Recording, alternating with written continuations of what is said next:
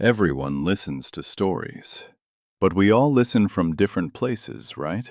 So tell me in the comments, where are you listening from today? And hit subscribe. Some stories are more than just fiction. Agent Nolan's visor pulsed with high-frequency red flashes. Emotional field anomaly. Class X. Location: Los Angeles, Hollywood sector. He'd only been promoted to field agent 2 weeks ago, and now this. Full interplanetary escalation alert. His boots hit the cracked pavement of an abandoned studio lot like a countdown. Dust floated upward, hanging midair like frozen laughter. The sensors in his left gauntlet screamed in patterns he didn't recognize. He silenced them manually. The location matched a decommissioned film studio where, according to MIB's oldest records, Jim Carrey had filmed a movie that was never released. The studio didn't exist on any public satellite image.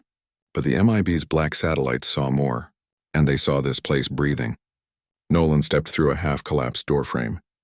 Inside, every surface seemed too smooth. Not abandoned, sterilized. A wall on the far end trembled, vibrating in rhythm.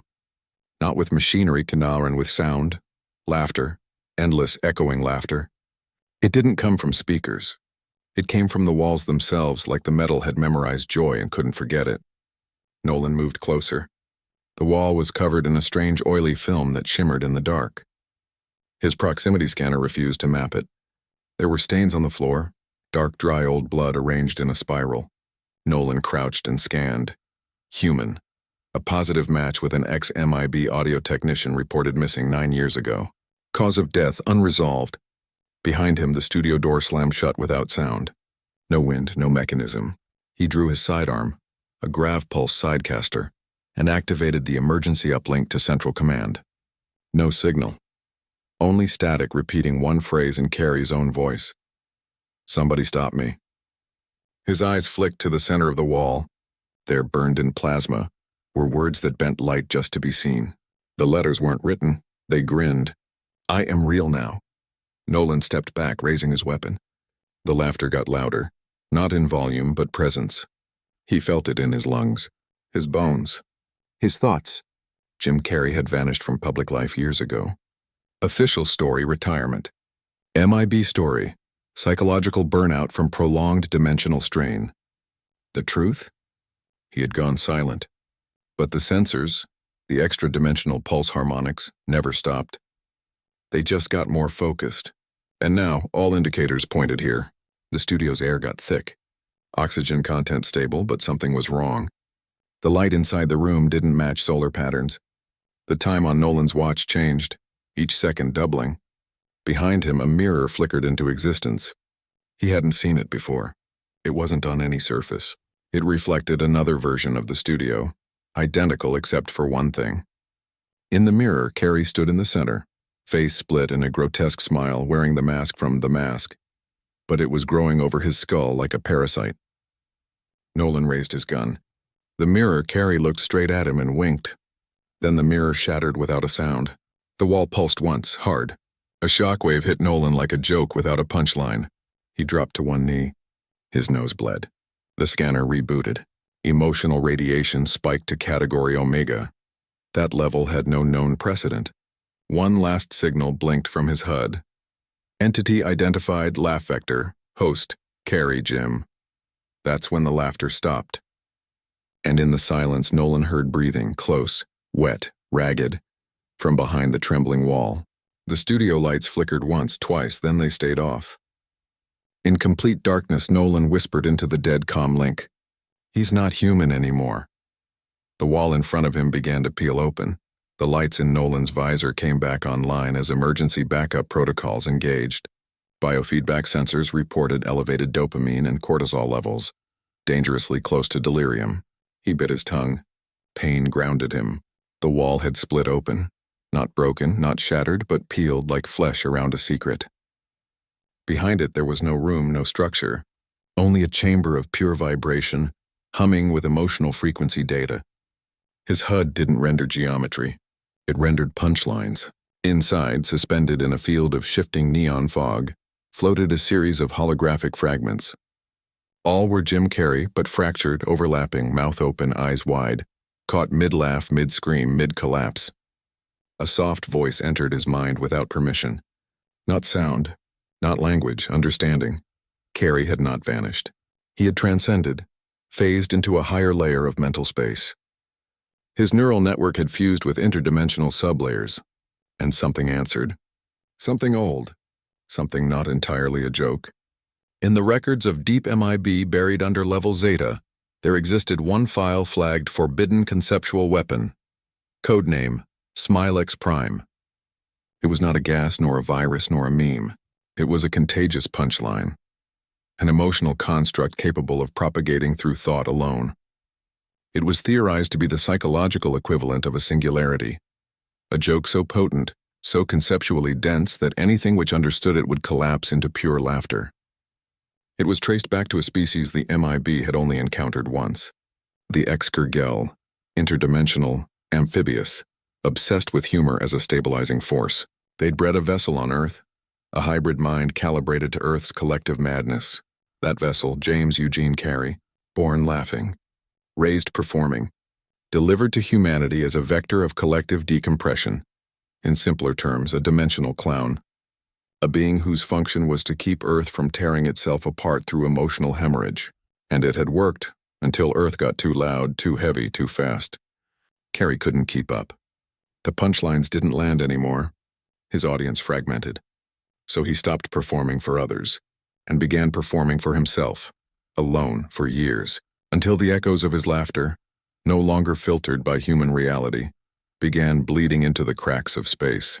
What Nolan was witnessing now wasn't madness. It was feedback. And it was spreading. He stepped deeper into the chamber.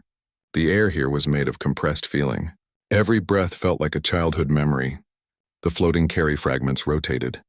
Their mouths moved but emitted no sound, only vibrations that Nolan's brain interpreted as punchlines. A cat with no face, a funeral with a laugh track, God slipping on a banana peel and never getting up. He stumbled, one knee buckling. A sharp pain cracked across his skull. Something entered his mind. A name, a cell, a survivor, a frequency. He gasped and tore himself from the chamber. The studio door opened for him now, the system recognizing his neural signature as tuned.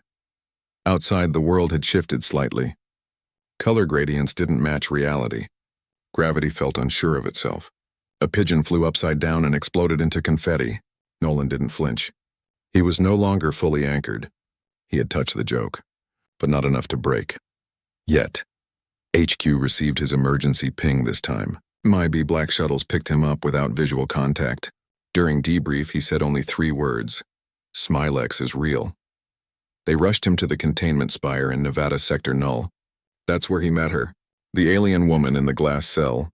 If glass could describe an inverted temporal cube stabilized by negative entropy fields. She sat in the center, cross-legged, eyes shut, a thin stream of red liquid running from her left ear. Her name was Kulnari, survivor of the Xxkrr-Gel collapse, sole witness of the Jim Carrey breach. Nolan watched her through 6 layers of hardened perception shields. She opened her eyes, looked directly at him, and spoke. If he laughs again, the universe may hear it.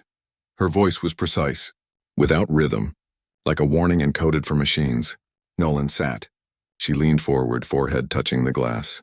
Her skin shimmered in alien frequencies. Not light, not color, just emotion made visible. He was built to contain it, she said. But he got tired, and the containment broke. Now it leaks. Nolan pressed a hand to the glass. Is he alive? Kulnari blinked once, slowly. He is laughter now. Not a man, not a being, just punchline. Then she whispered something that triggered every sensor in the room. Words no translator could decode, but Nolan understood them anyway. The setup is done. The joke is coming, Nolan ran. Not through corridors or streets, but through layers of cognitive dissonance. Reality stuttered as he moved between locations that no longer followed linear time. One moment he was in the Nevada containment facility. The next, a parking garage in 1996. Then a child's birthday party where everyone wore the same face. Jim Carrey's face. He clutched the stabilization talisman around his neck, a quantum anchoring device tuned to his original timeline signature. It barely worked now. The Smylex-Prime vector had reached phase 2, multi-dimensional infection. It was no longer isolated to neural receivers. It now existed across spacefolds, interlinking points of humor resonance across the emotional multiverse. And at each node, a fragment of Jim Carrey had appeared. MIB analysts called them laugh avatars. Nolan had seen 3 already. One in a German TV broadcast from a dimension where World War II never ended. One inside a Martian child's dream relay, giggling beneath its bed. And one hovering above the Pacific Ocean, dressed in a tutu, performing monologues to invisible audiences while satellites wept static. It was called Event Mask 42. The Containment Council, in desperation, called an emergency vote. Out of 999 interstellar representatives, 998 agreed. Jim Carrey must be deleted. Not terminated. Deleted. Removed from existence with a pulse of absolute nullification. A theoretical weapon designed to collapse an entity's quantum shadow across all dimensions at once. But it required a clean lock, and they couldn't get one, because Jim was already everywhere, and nowhere, laughing in subtext, hiding in irony, breathing through sarcasm, and infecting Nolan. Slowly, it started with a twitch, then a grin. His facial muscles spasmed involuntarily during briefings.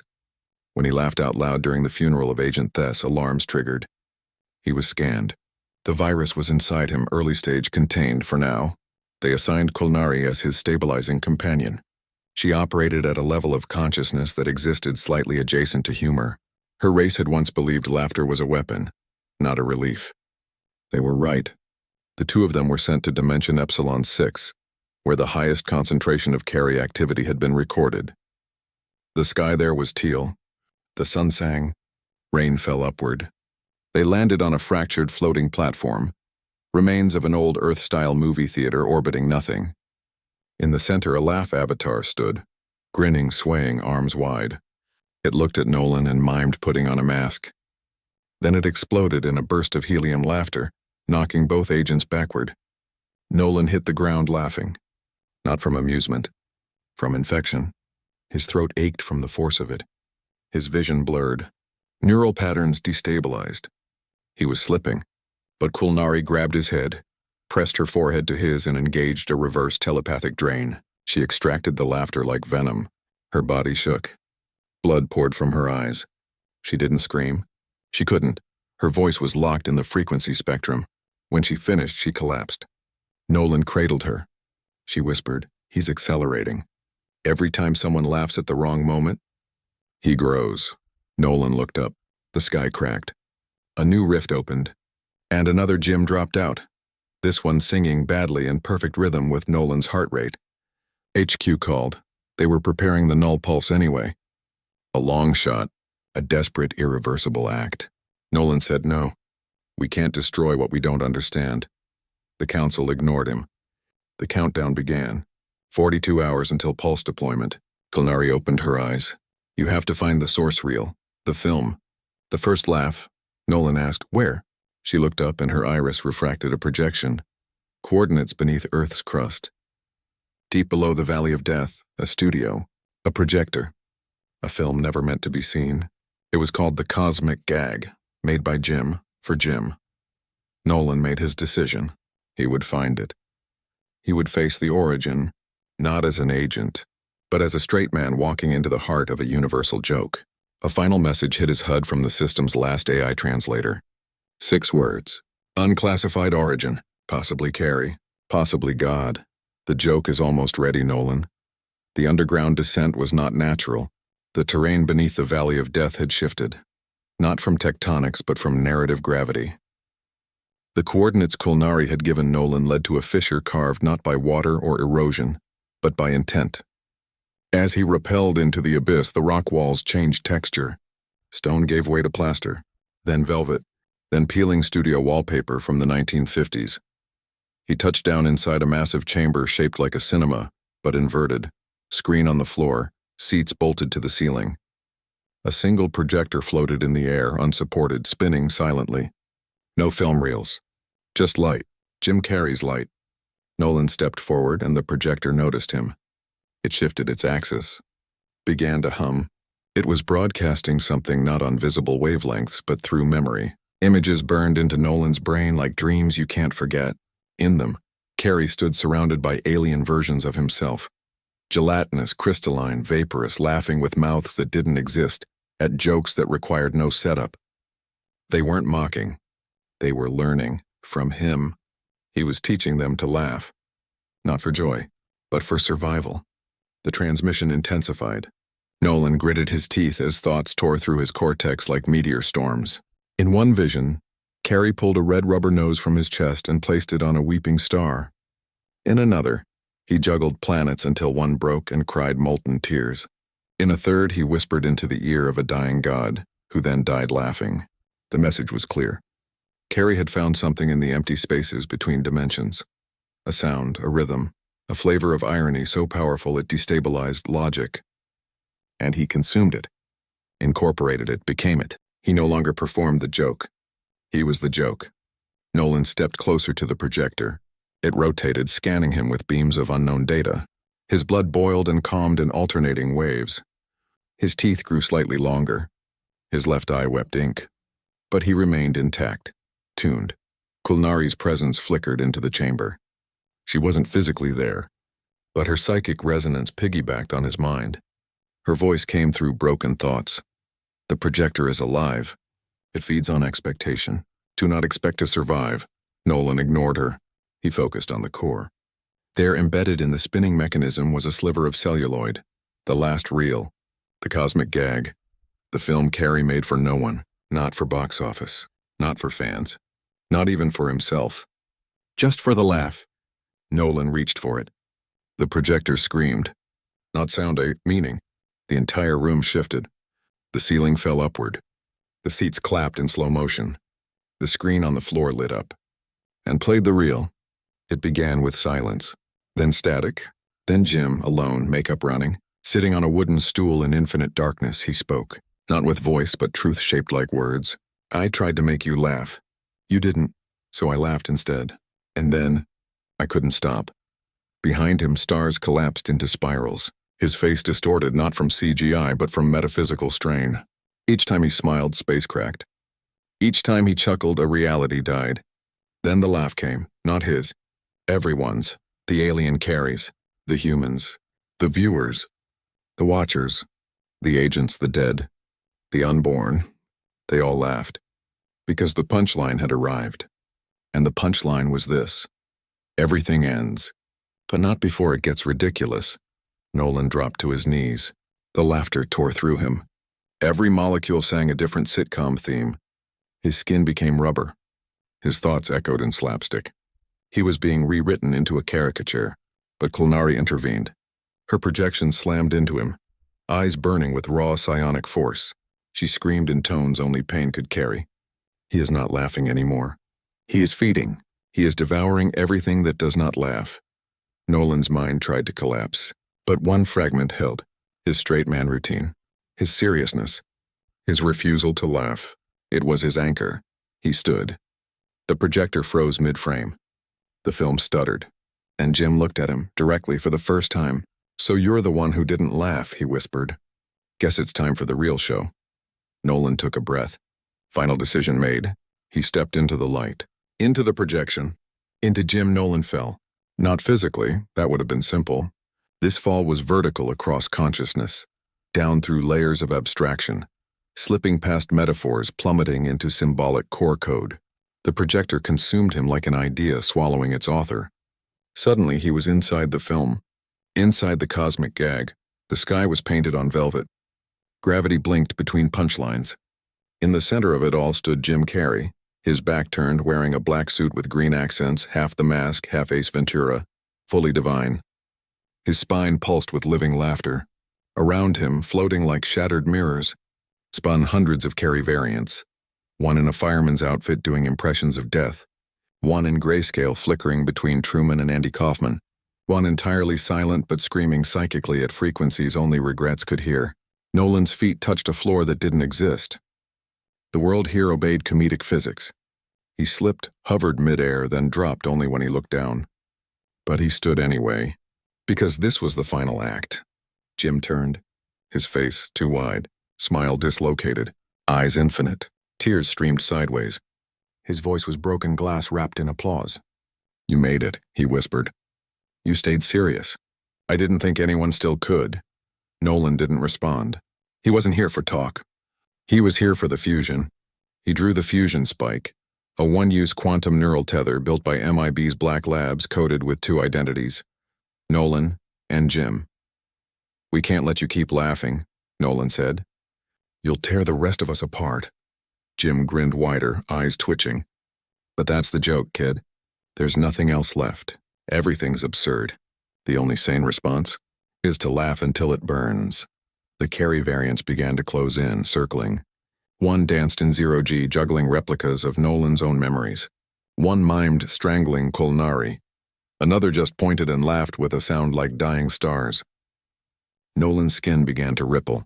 The Smylex-Prime inside him surged, feeding on proximity. His thoughts twisted. Maybe this was funny. Maybe the only joke was trying to stop the joke. No. That was the virus talking. He bit down, hard, drawing blood. Anchored. Kulnari appeared, not in body, but as raw psychic intervention, slicing into the joke space like a scalpel of sorrow. Her presence disrupted the rhythm, clashing against the laugh track. She pressed her essence against Nolan's mind, forming a single unified thought. Now. Nolan lunged. The fusion spike pierced his own neck. Not to kill, but to convert. Neural override, biometric rewrite. He slammed into Jim. The tether activated. Their minds collided like twin black holes. Laughter and silence. Performance and purpose. Chaos and control. A fusion of opposites. Inside the tether field, they stood across from each other in an infinite white room made of unspoken truths. Jim looked younger. Human. Fragile. I didn't mean for it to go this far, he said. I just wanted them to feel. Some nodded. They did. But now you're devouring the quiet, Jim knelt. Then take it from me. Take the punchline. Nolan reached. Their hands touched. The fusion locked. A new mind formed. Not Carrey. Not Nolan, but balance. The vector of resonance. The universal straight man. The laughter that knows when to stop. And all at once every variant froze. The projector shut down. The film unraveled into harmless light. Across dimensions the laughter ceased. Not silence, just satisfied, peaceful, contained. The infection didn't die. It resolved. MIB registered it as a total dimensional stabilization event. Codename Final Curtain. The punchline had landed, and the audience had understood. The council deactivated the null pulse.